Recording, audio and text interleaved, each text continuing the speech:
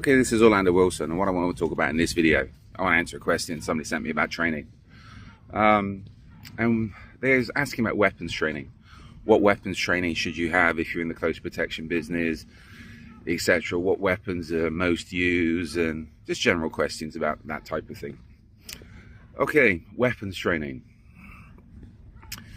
In the close protection business, sadly, a lot of people put an emphasis on firearms training, self-defense training, and totally ignore things that's required, like counter surveillance, planning, preparation, etc., etc., etc. There's a lot more important things you need to consider apart from weapons training and self-defense training. Yes, they have applications. Self-defense training to me is essential, but it needs to be learned in combination with other things. If you think the close protection business is all about getting into fights and violence, etc., you've got the wrong mindset to start with. All right, back on topic. Let's work down the scale. Firearms training, learning how to use carbines, assault rifles, etc., AKs, ARs. You know what? I've written about this in other places, and I've spoken about this before. If you're getting firearms training, you need to be getting firearms training which is relevant to what you're going to be doing. I see a lot of guys and girls running around on hostile environment, close protection courses with AKs and ARs, etc. But these days, where the hell are you going to use them? In the days of Iraq, well, mass employment in Iraq and Afghanistan, yeah, guys and girls were using AKs and ARs. But these days, there's very, very, very few places or few contracts you'll actually be legally carrying ARs and AKs. Even in the United States, and again, the security business is licensed in the United States. Firearms for security in most states are licensed separately, even concealed weapons permits. In most places, I know for a fact the state of Florida, yes, security guards, close protection personnel can get a license for, will qualify with an AR-15. But again, that firearm can only be used on government contracts. You're not legally going to be able to use that looking after clients. You need to get a serious waiver. So this is where you're very, very limited on where you can use AKs, ARs, assault rifles. We're not even going to talk about sniper rifles. So again, it's one of the things. It's cool, they look cool, they sell courses, but in reality, there's not much relevance. Shotguns. To me, shotguns, if you're in the security business, you should understand shotguns. Understands the different types of shots, how the shot behaves in different barrels, with chokes, etc. And I remember I posted something on social media a while back now, and I had two guys, I think it's cops out of Australia, surprise, surprise, pop up and say, yeah, shotguns are overkill, nobody uses shotguns, etc. Just banter, BS banter. One of them popped up on a few of my posts, another social media expert that was just exposing himself as knowing shit. And they said, well, shotguns are irrelevant. You know what, maybe in Australia, but internationally, I'm talking my experience, Africa, Latin America, Caribbean. I mean, shotguns are the most prevalent firearm in security. Read my articles and I detail why they're very, very prevalent. But in most places, you're going to come across shotguns. So you need to understand shotguns. And I've come across, well, a lot of these hostile environment security courses, they don't even touch shotguns.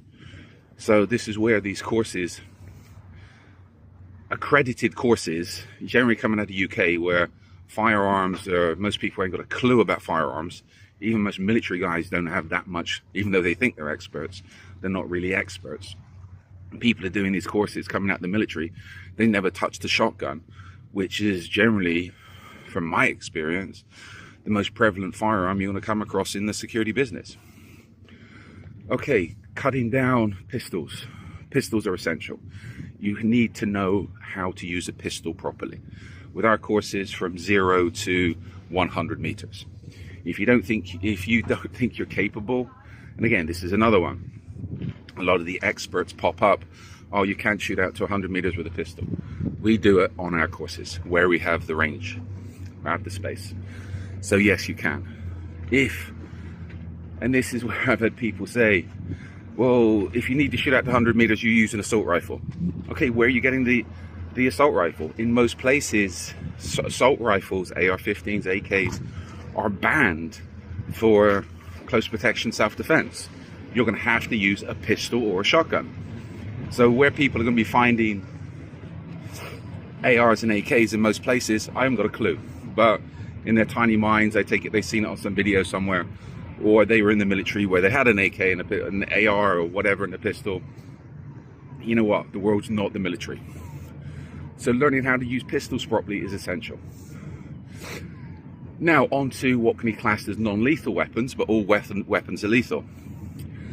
Impact weapons. Yes, learn to use impact weapons. Where legal, in some places you need to be certified to carry an asp, a baton, etc. I'm not too big on the extendable batons because they take space to extend. I was in the state of Florida for how many years? Too long. Under their concealed weapons permit, you can carry billy clubs. I carried occasionally, sometimes maybe, what can be classed as a kosh, a billy club, a sprung billy club, and also SAPs, S-A-P-S, if you want to Google them. And again, to me, they're small, they're compact, they're very good for controlling people. But with all impact weapons, you have to be very careful, because you hit somebody in the head, you hit them in the wrong place, you can do serious damage. Impact weapons. As far as tasers are concerned, yes, if it's all you can carry, no worries. But the thing is with me and tasers, sometimes they don't work. I'm not hot on any electronic non-lethal weapons, because if you have a power failure or malfunction, you're screwed. Thing is, with a lot of the taser, the stun guns, you have to get close to somebody to use them. Pepper spray, sure, where it's legal and you can carry it. Some places you need a permit to carry it. Some places like UK, it's classed as, I think it's classed the same as an AK-47, so it's completely illegal. If you're buying pepper spray, if you're using pepper spray, buy 2 of whatever you're buying or considering carrying and test them. See how the actual spray comes out. Does it come out in little squirts, or does it come out in a fog? Generally, you want the foggers. And I know how many people that's carrying pepper spray, if they needed to use it, one, they wouldn't be able to deploy it, and they don't know, they'd most probably end up pepper spraying themselves rather than pepper spraying somebody else. Now, I'm big on, again, our self-defense courses when we run them, on improvised weapons. To me, if you can improvise, you understand how to improvise weapons, improvise everyday objects as weapons. You're never unarmed. You're always armed. And this is where a lot of people don't understand. The close protection business, especially internationally, is generally unarmed. Why? You cannot travel with firearms. You cannot, most places, knives are completely banned. If you cut somebody up, even in self-defense, you've got big problems. You're going to jail. So this is where you have to understand the laws of self-defense, use of force, what weapons you're carrying, and ensure whatever you're doing is legal. In a lot of places, if you, even from an unarmed perspective, if somebody attacks you and you hurt them seriously, you're going to jail. You hit them, their head bounces off the curb, bounces off the pavement, you kill them, you give them brain damage. I mean, you've got huge problems. So the emphasis with self-defense, to me, is avoidance. Self-defense skills are essential, but the emphasis needs to be on planning, preparation, situational awareness, counter surveillance, and avoiding the problems. So out of all that, I would say, if you're starting off the close protection business, understanding self-defense, unarmed self-defense is essential, as with improvised weapons. Everything else can fall into place later. So, I hope that's a little bit of advice and answer the question. So, in the meantime, be good, stay safe, and as always, try to stay out of trouble.